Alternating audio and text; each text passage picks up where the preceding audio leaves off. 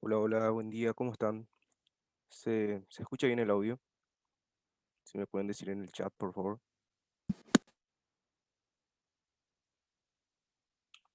A ver, sí. Bueno, entonces creo que ya están la mayoría. Esta semana quedamos a dar un repaso, una reseña general, sí, de todos los contenidos que estuvimos viendo inicialmente, sí, que era la parte de adaptación, la parte de lesión celular en sí y la parte de inflamación también. Sí, entonces vamos a hacer una reseña general, una revisión de los aspectos generales de la parte macroscópica y microscópica entonces de estos fenómenos anatomopatológicos. ¿Está bien? Bueno, entonces a ver, creo que ya entraron todos, ya nadie está en sala de espera, entonces vamos a empezar. Bueno, entonces, para los que no me conocen todavía, yo soy el doctor Cristian Cisanowski, ¿sí? Entonces vamos a empezar con la parte de adaptación, ¿sí? Cuando hablábamos de adaptación decíamos que era qué cosa, cambios en qué, en morfología y función, ¿verdad? Que era secundario a un estímulo que podría ser fisiológico o patológico, ¿verdad? Entonces básicamente era para qué, para mantener la viabilidad celular, ¿verdad? Cuando hablamos de adaptación hablamos de un estado reversible, ¿sí? De un cambio reversible en morfología y función celular, ¿sí? O sea, ¿qué significa eso? Que si nosotros volvíamos que al proceso fisiológico normal, entonces la célula volvía a la normalidad, ¿verdad? y teníamos básicamente 4 mecanismos adaptativos, ¿verdad? La hiperplasia, la hipertrofia, la atrofia y la metaplasia, entonces, que habíamos hablado ya. Entonces decíamos que la hiperplasia era el aumento del número de células, ¿verdad? La hipertrofia era el aumento de qué cosa? Aumento del tamaño celular. La atrofia era disminución, ¿verdad? Del tamaño celular por pérdida de qué? De los componentes estructurales celulares. Y la metaplasia era, ¿verdad? Cambio de un epitelio por otro, ¿verdad? En respuesta a un estímulo que generalmente era patológico, ¿verdad? Entonces, hiperplasia, aumento del número de células; hipertrofia, aumento del tamaño celular; atrofia, disminución del tamaño celular; y metaplasia, entonces, cambio de un epitelio funcional por otro diferente funcional también, ¿verdad? Entonces, el primer fenómeno que solíamos, que vamos a analizar, ¿verdad? Es la hiperplasia entonces, ¿verdad? Entonces, cuando nosotros veíamos un fenómeno hiperplásico, nosotros se traduce ¿por qué? Por un aumento de qué cosa? De la vasofilia, ¿sí? Vamos a ver si es que puedo usar acá. Ahí, ok. Entonces, veíamos qué cosa. Aumento de la vasofilia general, ¿sí? Del órgano. En este caso, ¿verdad? Tenemos un órgano glandular, ¿sí? Mama, entonces, ¿qué es lo que tenemos? Tenemos aumento de la vasofilia general del órgano por aumento de qué cosa? Del número de núcleos, ¿verdad? Entonces, como sabíamos, la vasofilia general está dada ¿por qué? ¿Por quién? ¿Por qué estructura? Por el núcleo, ¿verdad? Entonces, el aumento de la cantidad de glándulas, el aumento de la cantidad de células, entonces se traducía en eso. Y nosotros para identificar el fenómeno hiperplásico, entonces teníamos que ver qué cosa. Aumento de la celularidad en general, ¿verdad? Cuando hablábamos, ¿verdad? De los que eran lo que era el aumento de la celularidad, o sea, la hiperplasia, nosotros podíamos tener por fenómenos que eran fisiológicos o patológicos. Como les había dicho, no hacía falta, no insistíamos tanto en la diferenciación de lo que era la hiperplasia patológica y fisiológica en sí, pero generalmente lo que era la fisiológica hablábamos de estimulación hormonal principalmente, ¿verdad? Y en lo que era también la patológica ya hablábamos de estimulaciones hormonales excesivas entonces, ¿sí? Bueno, entonces eso principalmente. A ver, está entrando más gente. Ok. También la hiperplasia en sí, cuando hablábamos de la hiperplasia fisiológica, podría ser compensadora, ¿verdad? En este caso, por ejemplo, podríamos tener una hiperplasia linfoide, ¿verdad? Donde teníamos compensación en cuanto a un evento, ¿verdad? Infeccioso, por ejemplo. Entonces, ¿qué vemos? Aumento, ¿verdad? De la vasofilia general del órgano por aumento de la cantidad de núcleos, se traduce como un aumento del número de células, ¿verdad? En este caso tenemos muchísimos linfocitos, aumento del número de linfocitos, entonces eso se traduce en ¿qué? En una hiperplasia, entonces, ¿verdad? Que es el primer mecanismo adaptativo del que estamos hablando. Macroscópicamente, los órganos que sufren hiperplasia tienen aumento del tamaño del órgano en sí, ¿ok? Pero, de nuevo les insisto con esto, generalmente cuando hay aumento del tamaño del órgano por estimulación hormonal, nosotros podemos tener a expensas de la hiperplasia y la hipertrofia también, ¿ok? Entonces, a expensas de hipertrofia e hiperplasia, entonces. En este caso, ¿verdad? Tenemos próstata, tenemos una hiperplasia patológica, ¿sí? Entonces, a ver, ya, tenemos una hiperplasia patológica, ¿sí? Entonces, microscópicamente, qué es lo que vemos? Habitualmente, ¿sí? El epitelio, ¿verdad? De lo que es tejido prostático normal, ¿verdad? Suele ser un epitelio, ¿qué cosa? Pseudoestratificado, ¿verdad? Ciliado, pseudoestratificado, ¿ok? Sin embargo, cuando nosotros tenemos ya una estimulación hormonal excesiva, ¿qué es lo que tenemos entonces? Ya no solo una pseudoestratificación, sino que en ciertas zonas la proliferación celular es tan intensa que incluso tenemos estratificación de ciertas zonas, ¿sí? Y eso se traduce, ¿verdad?, en lo que es la hiperplasia patológica entonces, ¿sí? Entonces teníamos, ¿verdad?, acá un fenómeno hiperplásico, o sea, aumento del número de células, en este caso, ¿verdad? Aumento del número de células del epitelio glandular principalmente, ¿sí? Bueno, entonces, en este caso, endometrio, ¿sí? ¿Qué es lo que vemos principalmente? Aumento uno de qué? Del número de las glándulas, ¿verdad? Aumento del número de las glándulas y si nosotros vemos otra vez lo que es el epitelio glandular en sí, entonces vemos una proliferación excesiva, o sea, traducido en qué cosa, una estratificación celular, ¿sí? Entonces, de esa manera identificamos que estamos ante un proceso hiperplásico, ¿sí? Entonces, acá, ¿verdad? Hacemos acercamiento de las glándulas, también vemos entonces en ciertas zonas ya una pseudoestratificación de lo que es el epitelio cilíndrico, ¿sí? Entonces, eso traducido también, y también tenemos proliferación en el tejido conjuntivo, o sea, aumento del número de células, entonces, hiperplasia, ¿ok? Acá lo mismo, cuando hablábamos de lo que era hiperplasia patológica, decíamos que también podría ser no solo por estimulación hormonal, sino por factores de crecimiento, ¿verdad? Producidos por ciertos virus, ¿verdad? Entonces, en este caso, tenemos una proliferación de una de las capas de la piel, probablemente, ¿verdad? Por una verruga, o sea, VPH, o sea, estimulación, ¿verdad? Viral, o sea, por factores de crecimiento, ¿sí? Entonces, aumento el número de células también, entonces decimos que estamos ante un proceso hiperplásico entonces, ¿sí? Entonces, cuando hablamos de hiperplasia, hablamos del aumento del número de células, ¿verdad? Ahora, cuando hablamos de hipertrofia, decimos aumento de qué cosa? Del tamaño celular. Generalmente, ¿verdad? Cuando estudiamos lo que es la hipertrofia, principalmente la patológica, asociamos principalmente a lo que es hipertrofia ventricular, ¿verdad? O sea, hipertrofia de los cardiomiocitos, ¿sí? Entonces, en este caso, tenemos, ¿verdad? Aumento de lo que es el grosor, ¿sí? El grosor de la pared, ¿sí? Aumento del grosor del miocardio, ¿sí? ¿Por qué? Porque tenemos entonces en este caso aumento de qué cosa? Aumento del tamaño celular en sí. Entonces, en este caso identificamos que estamos ante una hipertrofia patológica entonces, ¿sí? Fenómeno hipertrófico, aumento del tamaño de las células, ¿sí? Microscópicamente, entonces, ¿qué es lo que vamos a ver? Vemos qué cosa, aumento del grosor del tamaño de las fibras, ¿sí? Incluso vemos también un poco aumento del tamaño nuclear, ¿ok?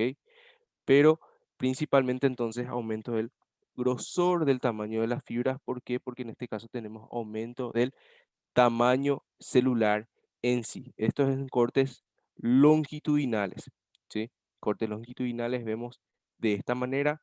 En cortes transversales, entonces, ¿qué es lo que vemos? Habitualmente, ¿verdad? Las fibras, entonces, tienen un tamaño más disminuido, excepto cuando entonces vemos el fenómeno hipertrófico, donde en comparación a las que son normales, entonces vemos de tamaño aumentado y también vemos un poco de crecimiento de lo que son los núcleos, ¿sí? Entonces, habitualmente lo que vemos es, en comparación con fibras normales, vemos fibras que están mucho más aumentadas de tamaño, entonces por el fenómeno compensatorio, ¿verdad? Generalmente cuando hablamos de hipertrofia patológica, más todavía en el músculo cardíaco, hablamos de que es secundario a qué cosas, a hipertensión, ¿verdad? O a valvulopatías también. O en todo caso también hablamos de miocardiopatías hipertróficas, ¿sí? Entonces, reconocer que es aumento entonces de tamaño de las células, ¿sí? Entonces, cuando hablamos de hipertrofia en sí, ¿ok? Cuando hablamos de hipertrofia, cuando es por estimulación hormonal, nosotros también, ¿verdad? Cuando hablamos de crecimiento en sí del órgano por estimulación hormonal, decíamos que podía ser a expensas de fenómeno hiperplásico, ¿sí? Que es en este caso donde tenemos proliferación, ¿sí? De lo que es la población celular y formación de nuevas glándulas, pero también ciertas células, ¿verdad? Dijimos que sufren hipertrofia, ¿sí? Entonces, estas células que son un poco más hipertrofiadas, nosotros identificamos principalmente ¿por qué? Porque tenemos qué cosa? Tenemos aumento de lo que es el halo eosinofílico, ¿sí? ¿Por qué? Porque generalmente cuando hay crecimiento de lo que es la célula en sí, o sea, del tamaño celular en sí, principalmente se debe a qué cosa? Por aumento de lo que es el citoplasma, ¿sí? El núcleo crece también, ¿sí? Suele crecer también un poco, aumenta también de tamaño, pero en comparación, en perspectiva, generalmente lo que es el citoplasma aumenta mucho más en una célula hipertrofiada, ¿sí? Y como nosotros sabemos, entonces, el núcleo es lo que le otorga la basofilia principalmente y la eosinofilia, entonces, es por parte de quién? Por parte del citoplasma, ¿verdad? Entonces, acá voy a hacer un esquemita. Entonces, célula normal, ¿sí? Célula hipertrofiada, entonces, ¿qué es lo que tenemos? El núcleo, generalmente la relación núcleo-citoplasma es un poco más, el núcleo generalmente ocupa un poco más de tamaño en comparación, o sea, suele ser 1,4 aproximadamente. Sin embargo, en células hipertrofiadas ya suele ocupar y suele ser 1,6, ¿sí? Quiere decir que el tamaño del núcleo generalmente ocupa un sexto de lo que es el tamaño celular. ¿Y eso en qué se traduce? Se traduce en que hay una porción mayor, ¿sí? De citoplasma, o sea, mayor eosinofilia, y generalmente las células normales entonces son un poco más basófilas. No sé si consiguen identificar entonces en estas zonas, como habíamos hablado también en clase, ¿verdad? Que teníamos algunas células que son un poco más hipertrofiadas que otras de estas zonas, por ejemplo, ¿sí? Entonces, pero habitualmente se pregunta entonces cómo les había dicho, ¿sí? De esta manera cuando hablamos de hipertrofia en sí, ¿ok? Bueno, seguimos. Ok, entonces lo mismo, ¿sí? Hipertrofia entonces patológica, principalmente, el ejemplo principal entonces es el crecimiento entonces de la pared del ventrículo izquierdo, ¿verdad? Que puede ocurrir por hipertensión, por valvulopatías o en el caso de la miocardiopatía hipertrófica, ¿sí? En este caso es una miocardiopatía hipertrófica, entonces tenemos aumento del grosor de la pared, ¿verdad? Entonces, teníamos, ¿verdad? Acá miocariocitos normales, ven como las fibras están bien alineadas, ¿ok? Sin embargo, en la miocardiopatía hipertrófica, nosotros tenemos entonces las miofibrillas desordenadas, ¿ok? Pero lo que quiero que rescaten acá entonces es qué cosa, que tenemos aumento del tamaño entonces de la célula en sí también, ¿sí? Entonces, es característico de lo que es un fenómeno hipertrófico entonces, ¿sí? Bueno. Tercer mecanismo adaptativo, la atrofia, ¿sí?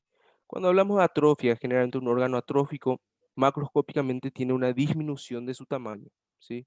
Una disminución de su tamaño. Microscópicamente es muy común encontrar nada más remanentes del órgano, ¿sí? E infiltración de qué cosas? De tejido adiposo, ¿sí? Infiltración de tejido adiposo. Ejemplo típico de atrofia es lo que se da en el músculo esquelético, ¿sí? Entonces acá nosotros ¿qué tenemos? Fibras musculares normales, ¿sí? Y acá tenemos fibras musculares atróficas, ¿sí? O sea, vemos una disminución del tamaño, ¿verdad? En lo que es en comparación a las normales. Habitualmente, ¿verdad? Se dan células como puntos de referencia, en todo caso el órgano, ¿sí? Como punto de referencia, como es en el caso de estos testículos, ¿sí? Testículo normal, testículo atrófico. En este caso, entonces, vemos qué cosa, disminución de qué, del tamaño de la fibra. Cuando hablábamos, ¿verdad? De lo que era la atrofia, también podría ser fisiológica o patológica. Fisiológica era principalmente, ¿verdad? En el desarrollo embrionario, podríamos ver, o lo que era el útero en sí, ¿verdad? Cuando había involución, ¿sí? De dar a luz, ¿sí? Pero también podríamos ver en el timo, ¿verdad? Atrofia del timo, entonces, inicialmente el niño estaba presente, después en el adulto había involución, ¿verdad? Ahora, cuando hablamos de la patológica, podría ser de distintas causas, ¿verdad? Hablábamos de causas también de atrofia patológica y decíamos que podría ser por denervación, por falta de vascularización, falta de uso, ¿sí? Decíamos también que podría ser por falta de estimulación hormonal.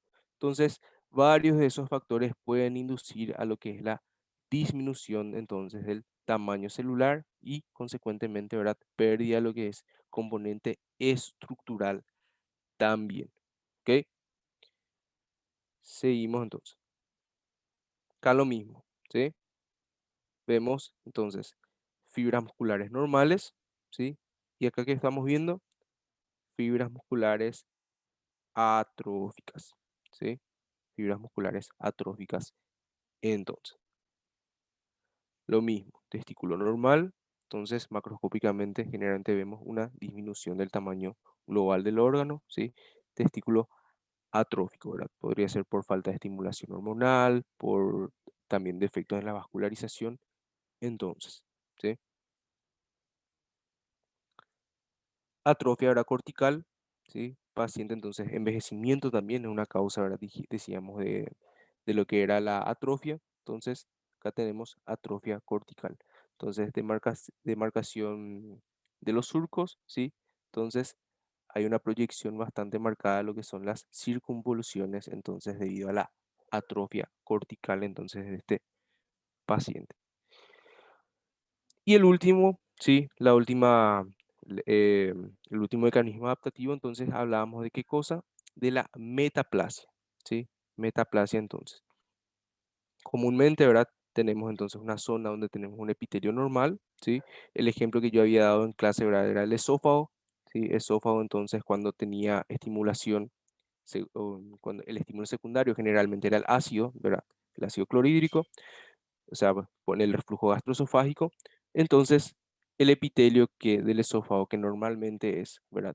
Epitelio plano, estratificado, no queratinizado, entonces sufre una metaplasia como mecanismo adaptativo y que produce, ¿verdad? Glándulas, ¿verdad? Epitelio glandular, o sea, cilíndrico, simple, habitualmente también con células caliciformes. Entonces, en un intento de contrarrestar, ¿verdad? La acidez, entonces, del ácido, ¿verdad? Que está regurgitando al esófago, ¿sí?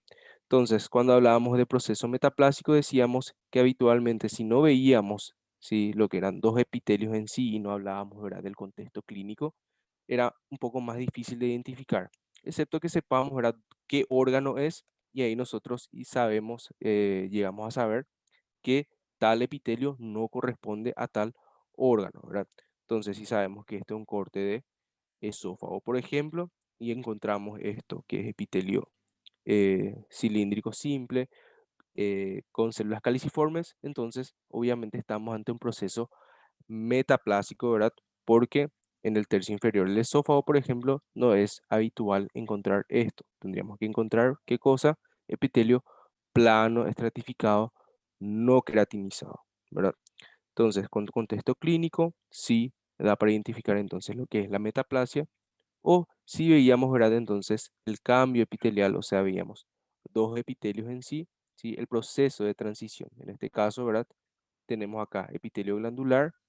Acá también ya estamos empezando a tener epitelio glandular, ¿sí? Entonces hay una conversión por parte de lo que es el epitelio plano estratificado no queratinizado, entonces a epitelio cilíndrico simple. Por lo tanto, estamos ante una metaplasia, ¿sí? Acá lo mismo, ¿sí? Entonces acá con contexto clínico, entonces podemos hablar también de lo que es un proceso metaplásico, ¿sí? O en todo caso reconocer las capas del esófago, reconocer lo que es el esófago en sí y ver que hay entonces una discordancia entre lo que es la estructura y el epitelio en todo caso, ¿verdad? Entonces acá vemos lo que es epitelio cilíndrico simple con células caliciformes también, ¿verdad? Pero si identificamos, o sea, si es que nos instruyen de que estamos ante un corte de esófago, entonces claramente estamos ante un proceso metaplásico también, ¿sí? Entonces, lo mismo, ¿sí? Acá vemos, ¿verdad? Lo que es epitelio escamoso, ¿sí? Entonces, acá, epitelio cilíndrico simple, ¿verdad? Entonces, un proceso metaplásico también. Entonces, cambio de epitelio, de un epitelio funcional por otro de distinto tipo funcional también, ¿sí? Bueno, entonces, hasta acá todo bien. lo que es la parte de adaptación. Si me responden en el chat, por favor. Sí, doctor. Bueno, bueno. Entonces, hasta ahí lo que es la parte de adaptación, ¿sí? Entonces, adaptación, cambio, morfología y función secundaria a un estímulo que puede ser fisiológico o patológico, ¿sí? Ahora, cuando se vence, ¿verdad? Lo que es la capacidad de adaptación celular, entonces entramos a lo que es lesión celular en sí, ¿ok? Entonces, se supera la capacidad de adaptación o tenemos un estímulo inherentemente lesivo, entonces ahí hablamos ya de lo que es lesión celular, ¿sí? La lesión celular puede ser ¿qué cosa? Puede ser reversible o irreversible, ¿verdad? Entonces, la lesión reversible sí, si se elimina lo que es el estímulo lesivo, puede volver a la normalidad, ¿sí? Se podemos tener recuperación celular. Pero si llegamos entonces a lo que es la lesión irreversible, entonces ahí tenemos muerte celular y lo que nosotros entonces estudiamos en lo que es lesión celular, entonces son las manifestaciones anatomopatológicas de la muerte celular en sí, ¿ok? Que se agrupa bajo el concepto de necrosis entonces. Entonces nosotros teníamos, ¿verdad? ¿Cuántos tipos de necrosis?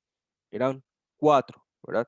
Entonces era la necrosis coagulativa, la necrosis licuefactiva, la necrosis grasa, ¿sí? Y la necrosis gaseosa, ¿ok? Las dos principales realmente, ¿verdad? Son la necrosis que es coagulativa y licuefactiva, ¿verdad? Que son las más comunes. Entonces, el primer tipo, ¿verdad? Es la necrosis que es de tipo coagulativa, ¿sí? En la necrosis coagulativa, nosotros las características que teníamos macroscópicas eran ¿qué cosa? Uno, disminución nada más, ¿verdad? De lo que era la coloración debido a la falta de perfusión entonces de la zona, ¿sí? Segundo, la zona, ¿verdad? Que teníamos, que sufría necrosis coagulativa, era firme, ¿sí? Mantenía su firmeza, ¿sí? ¿Por qué? Porque microscópicamente hablando, nosotros teníamos ¿qué cosa? Teníamos el mantenimiento de lo que era la arquitectura normal del órgano, ¿sí? Y el mantenimiento de qué? De los contornos celulares también, ¿sí?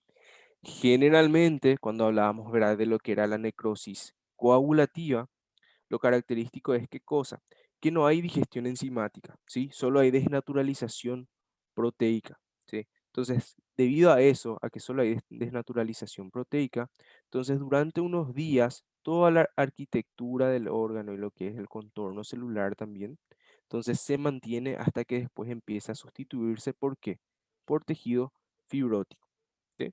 Entonces, inicialmente entonces tenemos lo que es desnaturalización proteica nada más, entonces lo que es la estructura en sí del órgano, la arquitectura del órgano se mantiene, ¿sí? Eso es lo característico entonces la coagulativa, ¿ok? La coagulativa es la que se le dice, ¿verdad? Habitualmente infarto y a su vez, ¿verdad? El infarto puede ser infarto blanco o infarto rojo dependiendo si hay infiltrado hemorrágico o no, ¿ok? Entonces en este caso es blanco, ¿verdad? Un infarto blanco. El infarto blanco generalmente está asociado a órganos que tienen circulación terminal o son más sólidos, ¿sí?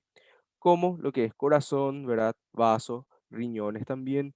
Y el infarto rojo, ¿verdad? Principalmente en lo que es tubo digestivo, ¿sí? Porque es un poco más friable, ¿sí? Y también tiene mucha circulación colateral, lo que permite, ¿verdad? Entonces, la hemorragia en la zona de necrosis también.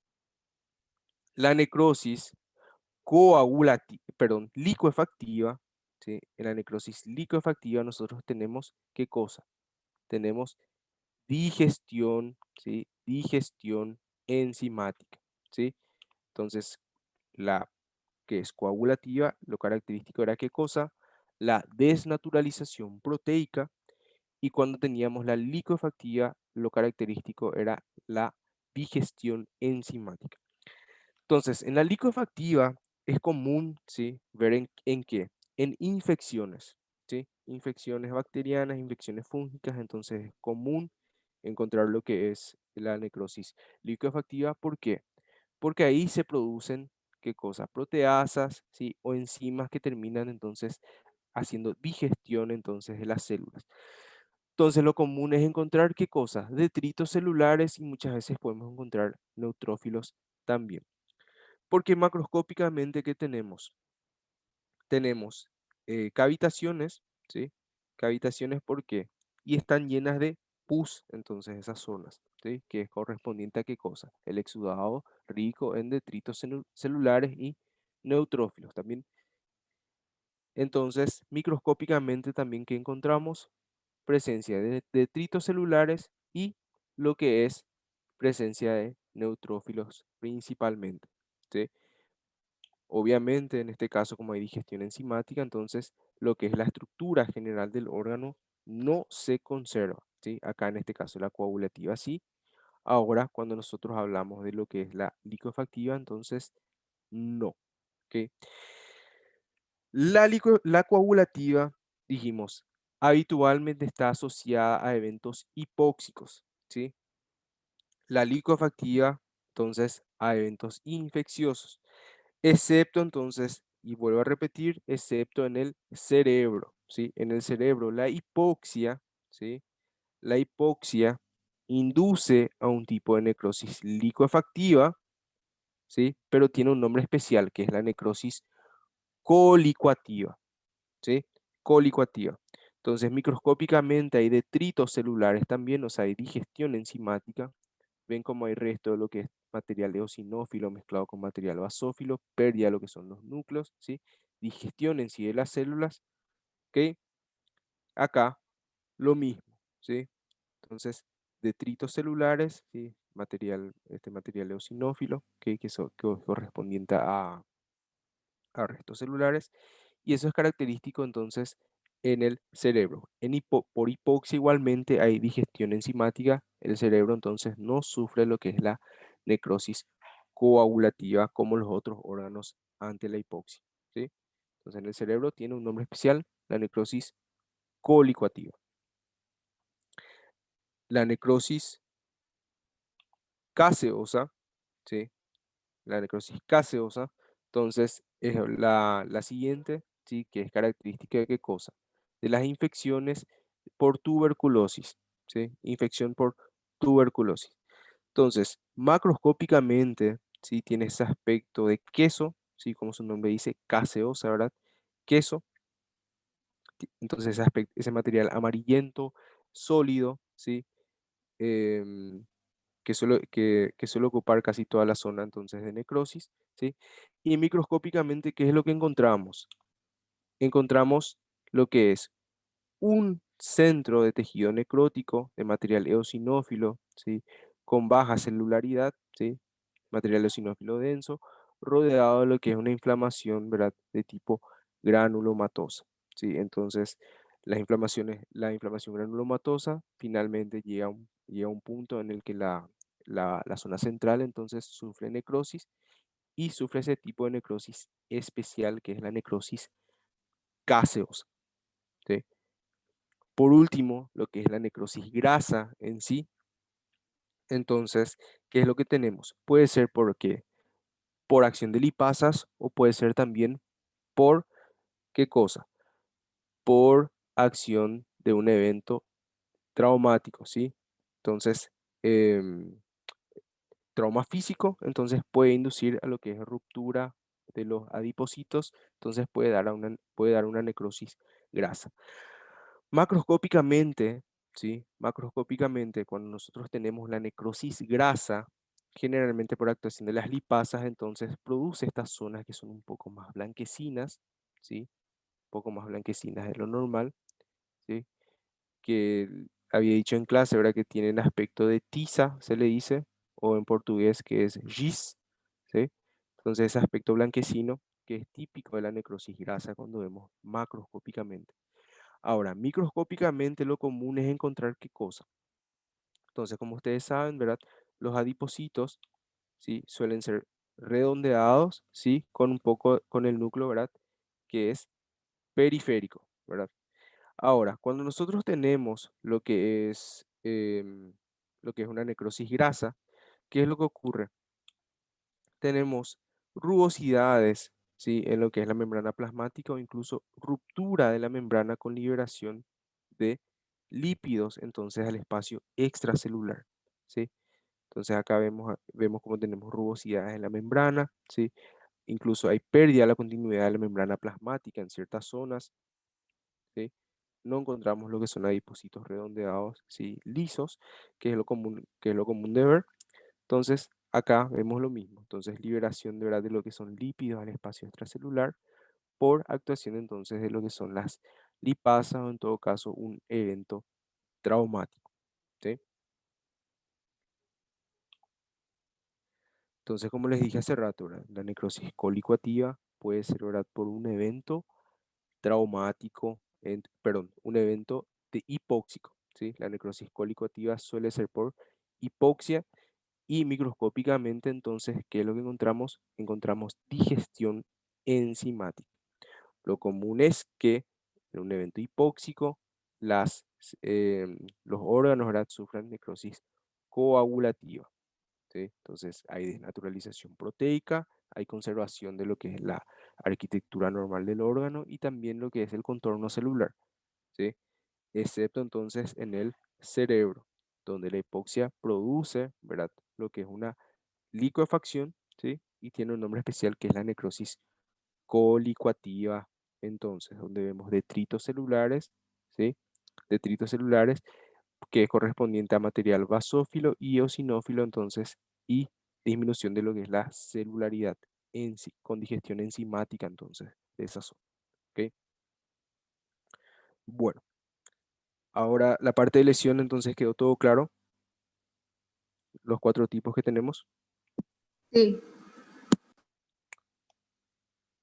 Bueno.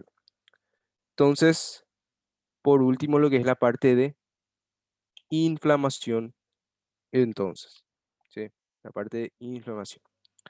Entonces, cuando nosotros teníamos, ¿verdad? Una lesión, lo que nosotros hablábamos, ¿verdad? O lo que nos referimos con la inflamación, entonces, es al conjunto, ¿verdad? De cambios celulares y vasculares, ¿verdad? En respuesta a lesión celular que nosotros podemos tener, ¿verdad? Y cuando nosotros hablábamos de inflamación, decíamos, la inflamación puede ser aguda y crónica, decíamos, ¿verdad? La inflamación aguda, cuando hablábamos de cambios vasculares, principalmente lo común era la vasodilatación, ¿sí? O sea, es el evento principal, ¿verdad? La vasodilatación. Y celularmente hablando, el grupo celular característico, ¿verdad? De lo que es la inflamación aguda son los neutrófilos entonces, ¿verdad? Neutrófilos. Ahora, cuando hablábamos de la inflamación crónica, hablamos que podía ser, ¿verdad? De semanas o incluso meses, ¿verdad? Y que era lo característico, presencia de lo que eran células, ¿verdad? Del sistema mononuclear, o sea, macrófagos, linfocitos y plasmocitos principalmente, ¿verdad? Y el evento principal era la presencia de fibrosis. Entonces, ¿sí? Bueno, entonces, acá, ¿verdad? Inflamación crónica, inflamación aguda. En la inflamación aguda, entonces teníamos qué cosa? La vasodilatación principalmente. No siempre se observa la vasodilatación, ¿sí? Pero es el evento característico de lo que es la inflamación aguda. Y la celularidad estaba compuesta principalmente, ¿verdad? Por neutrófilos, ¿sí? Neutrófilos, entonces. Esto entonces es una inflamación aguda. Por otro lado, ¿sí? Lo que es la inflamación crónica, generalmente estaba caracterizado por presencia de nichos o nidos de linfocitos, ¿sí? Linfocitos, ¿verdad? Para el reconocimiento hablábamos de que tenía una relación núcleo-citoplasma 1-1, ¿sí? Núcleos bien redondeados, células bien redondeadas. Los neutrófilos, por otro lado, ¿verdad? Tenían un núcleo un poco más amorfo, tenían una disposición un poco más dispersa, ¿sí? Y uno, entonces, la presencia de linfocitos. Segundo, entonces, ¿qué era qué cosa?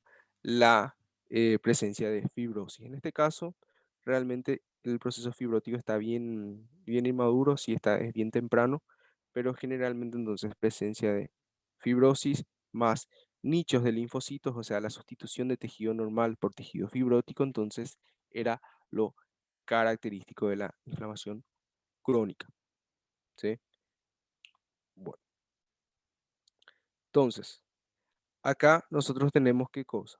Macroscópicamente, ¿verdad? Nosotros decíamos, la inflamación que es de tipo aguda, ¿sí? La inflamación de tipo aguda, comúnmente lo que nosotros vemos macroscópicamente es presencia de rubor, o sea, rubor del órgano, ¿sí? Y tumefacción del órgano, ¿sí? Principalmente por qué cosa, porque nosotros decíamos, ¿verdad? Que cuando había daño celular había liberación de qué? De las prostaglandinas, ¿verdad? Por la activación de la vía de la ciclooxigenasa 2 principalmente, ¿verdad? Entonces, esa vía de la ciclooxigenasa 2, ¿verdad? Por la presencia de las prostaglandinas, inducía qué cosa a la vasodilatación, ¿verdad? Vasodilatación y activación de qué? De los nociceptores también. Entonces, la vasodilatación, ¿verdad? Se traduce en qué cosa? En lo que es ruboración del órgano, ¿verdad? También qué cosa? La vasodilatación permite la extravasación, por lo tanto, entonces tenemos tumefacción, ¿sí? Y eso también, ¿verdad? Explica lo que es el aumento del calor del órgano en sí, ¿ok? Pero en este caso, ¿verdad? Entonces, no, como no vamos a sentir el calor del órgano, entonces las dos características que se tienen en cuenta cuando vemos lo que es la parte macroscópica, entonces es rubor del órgano y tumefacción del órgano. Por otro lado, macroscopía en la inflamación que es de tipo crónica, decíamos qué cosa. Teníamos aumento de lo que era muchas veces en los órganos huecos, ¿verdad? Del grosor de la pared del órgano, ¿sí? El órgano tenía un aspecto más rígido, ¿sí? Un aspecto más rígido, ¿sí? Debido a la infiltración por tejido fibrótico, ¿ok? Se veía mucho más blanquecino, ¿ok?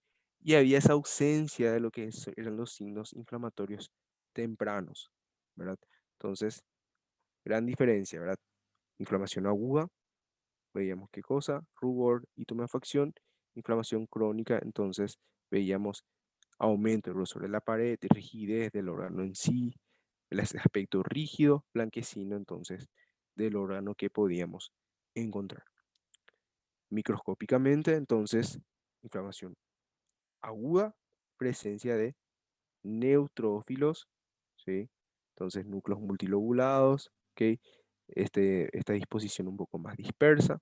Y cuando hablábamos, ¿verdad? De lo que es la inflamación crónica, principalmente, ¿verdad? Entonces, macrófagos, plasmocitos y linfocitos. En este caso, ¿verdad? Vemos acá el nido de linfocitos y en esta zona ya vemos entonces infiltración por tejido fibrótico también, ¿verdad? Entonces, ¿qué era lo característico? Cuando hablábamos de fibrosis, veíamos, ¿verdad? Haces, ¿verdad? Haces de material, o sea, haces eosinófilos, ¿verdad? Arremolinados, desordenados, entonces, que sustituían lo que era tejido normal, ¿ok? Entonces, esa es la diferenciación entre aguda y crónica principalmente. Después les había dicho, ustedes tienen que saber también lo que eran los subtipos especiales de inflamación aguda, ¿verdad? Y teníamos 4 tipos, lo que era el seroso, el fibrinoso, el purulento y el ulcerado, entonces, ¿sí? Entonces la diferenciación entre seroso, fibrinoso y purulento básicamente se daba fisiopatológicamente por el grado de extravasación que nosotros teníamos. ¿Y qué era la extravasación? ¿Mm? La extravasación entonces era la capacidad, o sea, la propiedad que permitía el paso, ¿verdad? De lo que era líquido intravascular o en todo caso también moléculas, ¿verdad? Que son intravasculares o células entonces presentes en el espacio intravascular, ¿sí? Bueno, primero, nosotros, ¿verdad? Cuando hablamos entonces de lo que eran los subtipos especiales, ¿sí? En este caso tenemos uno de tipo purulento, ¿verdad? Entonces, esta es una inflamación aguda también. Entonces tenemos rubor en ciertas zonas del órgano. Tenemos qué cosa también. Tenemos lo que es tumefacción del órgano. Entonces podemos decir que estamos probablemente ante una inflamación aguda, ¿verdad? En este caso ya es una inflamación un poco más crónica, ¿sí? Porque tenemos aumento del grosor del órgano, de la pared, ¿sí? Tenemos también qué cosa. Tenemos lo que es ausencia de los signos inflamatorios tempranos, ¿sí? Ausencia de signos inflamatorios tempranos, entonces diferenciación entre aguda y crónica otra vez, ¿verdad? Y microscópicamente entonces en la aguda veíamos qué cosa, la vasodilatación, ¿verdad? Vasodilatación y presencia de lo que eran los neutrófilos, entonces, eso entonces la aguda. Entonces, en cuanto a los subtipos especiales, la primera, ¿verdad? Que solíamos hablar era la inflamación de tipo serosa, ¿sí? Entonces, inflamación de tipo serosa, característico de qué? De inflamaciones, o sea, de enfermedades, ¿verdad? Que son vesículo ampollares, ¿verdad? Enfermedades vesículo ampollares, las que forman vesículas o forman ampollas. Otros tipos de inflamación serosa también son ocurren en los derrames que son pericárdicos o derrames, ¿verdad? Pleurales, habíamos dicho también. Entonces, generalmente las inflamaciones de tipo serosa, lo característico es que sean trasudados, ¿sí? Trasudados, es decir, tienen una densidad menor a 1020, ¿sí? Porque tienen poca cantidad de células y poca cantidad de proteínas, ¿sí? Poca cantidad de células y poca cantidad de proteínas. Entonces, las inflamaciones serosas, característicos de enfermedades vesículo-ampollares y también característicos de derrames pleurales y pericárdicos, ¿sí? Entonces, ven esto, es una inflamación de tipo serosa, ¿verdad? Una ampolla, inflamación de tipo serosa. Ahora, si posee pus, entonces cambia nuestro diagnóstico, ¿sí? Ahí sería una inflamación de tipo purulenta. Microscópicamente, lo que es la ampolla, entonces una enfermedad vesícula ampollosa, generalmente lo que tenemos es una separación de qué cosa? De epidermis, de hipodermis, ¿sí? Entonces en esta zona vemos poca tinción, ¿por qué? Porque hay poca cantidad de proteínas, o sea, el líquido que estaba presente ahí eh, es de escasa proteínas, escasa celularidad también, ¿sí? Y si hacemos un acercamiento en esta zona, probablemente lo que encontremos máximo son neutrófilos entonces, ¿sí? Entonces, inflamación de tipo serosa. Entonces, acá tenemos un derrame pleural, también otro ejemplo de lo que es una inflamación de tipo serosa, ¿sí? Líquido bastante transparente, ¿sí? No espeso, ¿ok? Entonces, característico entonces de la inflamación de tipo serosa también.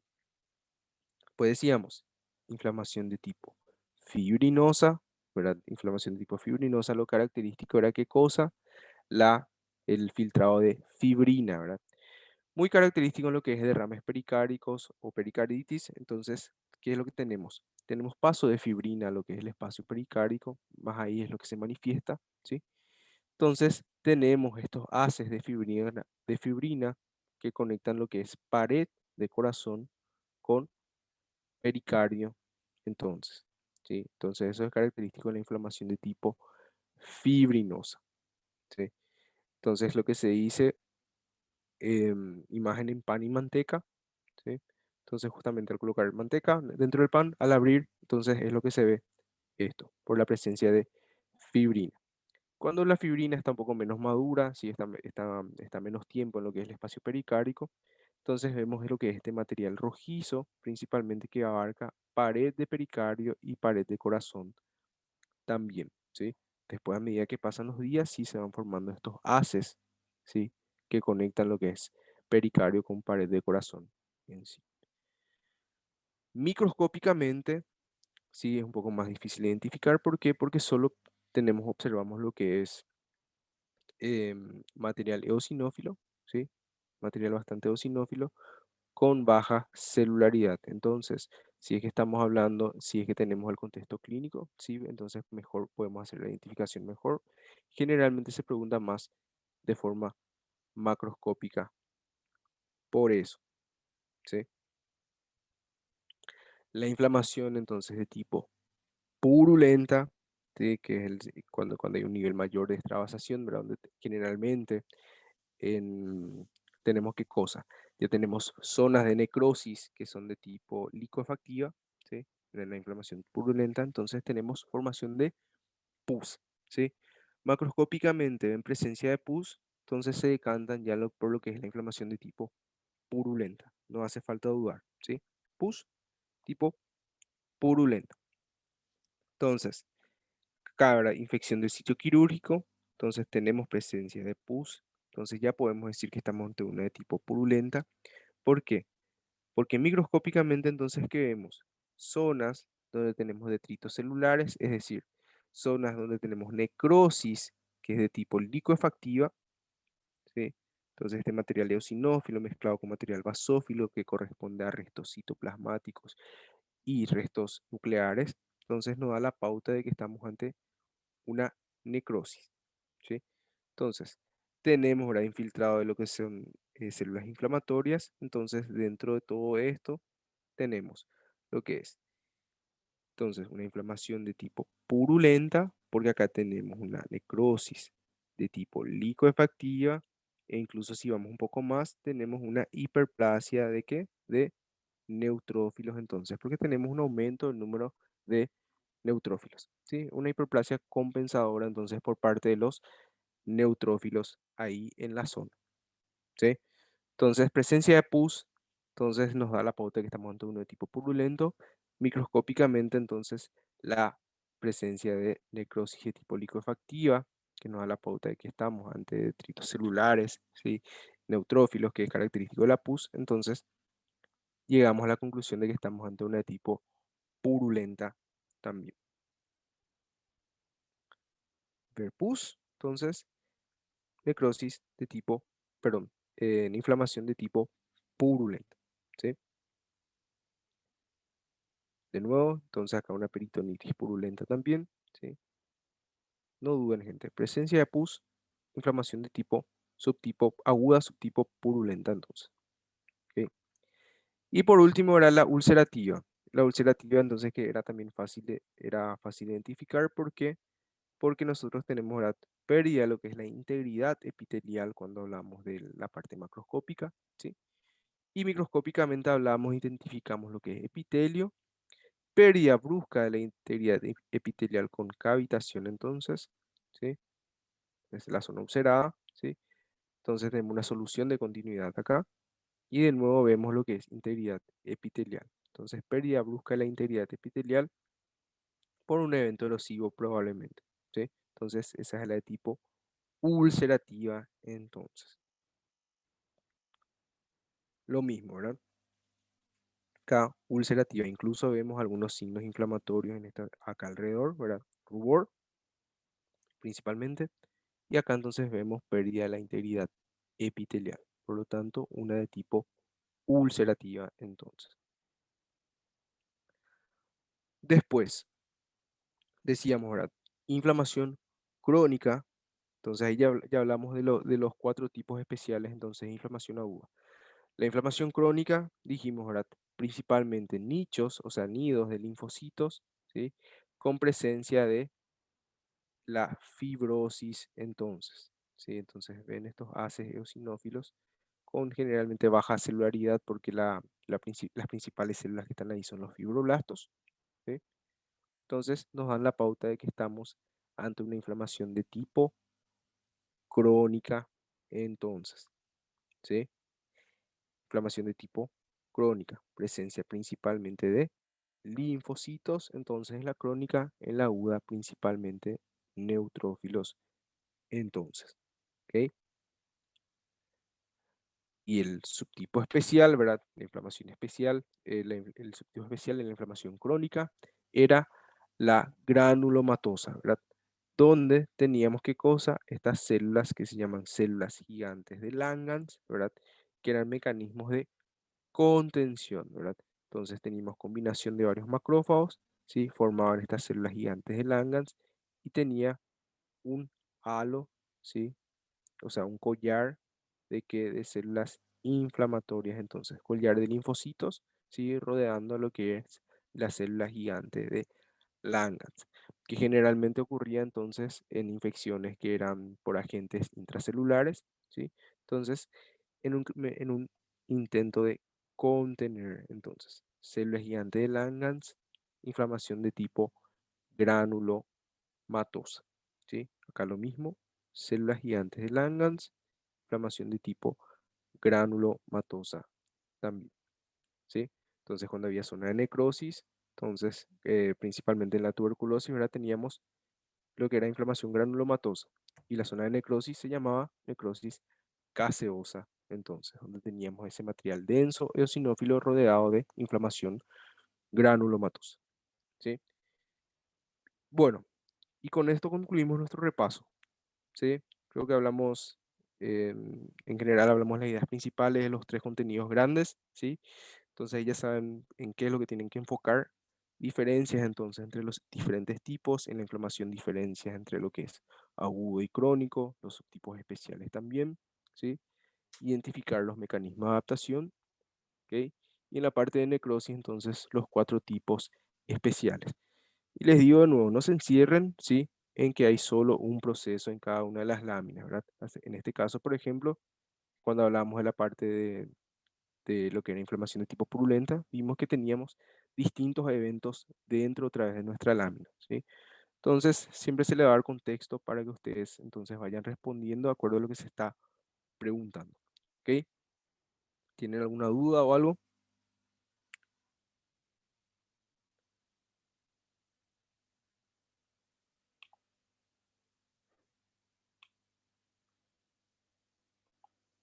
Perfecto. Entonces, dejamos por acá, ¿sí? Nos vemos entonces semana que viene en el laboratorio, Gracias. entonces.